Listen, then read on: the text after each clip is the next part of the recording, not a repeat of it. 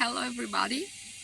We have to talk about a clinical case here that comes in the office, a 42 years old man, and he has sudden onset severe abdominal pain with 2 episodes of vomiting. He rates his like pain at 9-10 in severity with radiation to the back, and he has never experienced these symptoms before. So he has a binge drinking last night while watching a football game on television. His temperature is 37.7, blood pressure is normal, pulse is 102 or 4 minutes, respiration 16 4 minutes, and there is a gastric tenderness on palpation of the abdomen but no rigidity. There is no evidence of hematemesis, and Guaiac smear is inactive. Initial laboratory findings include normal hemoglobin and leukocytosis.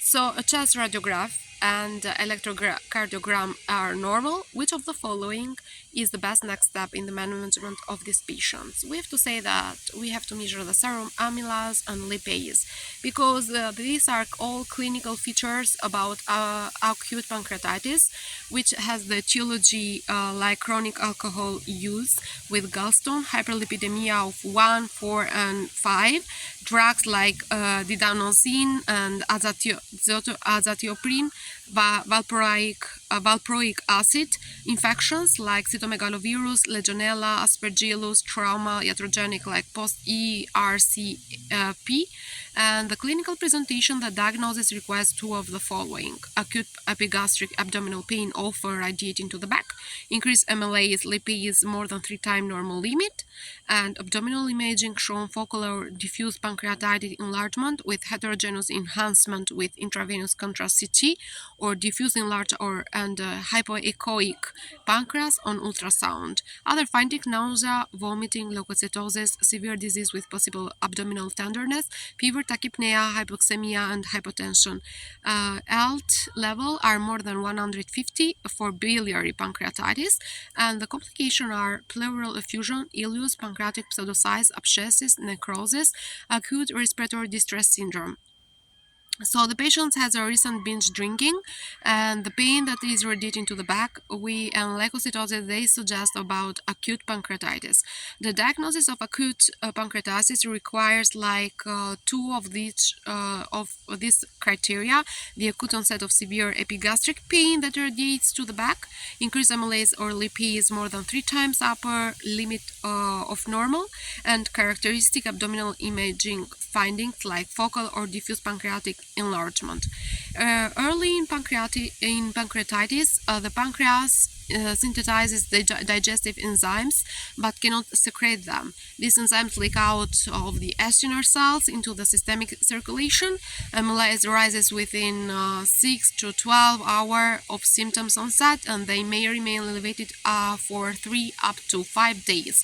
Lipase rises within 4 to 8 hours of symptoms onset but remains elevated longer than amylase, so like 10 or 8 to 15 to 14 days. As a result, lipase is more useful and sensitive than amylase for the diagnosis.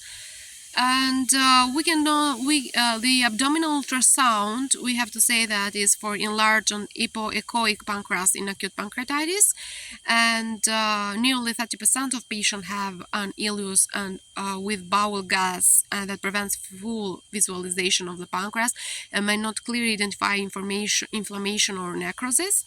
Abdominal X-ray may show like maybe normal in mild pancreatitis, but or show non-specific ileus in severe disease. And so the upper chest X-ray may be useful in patient, as it could show air under the diaphragm if there is a suspicion of the bowel perforation.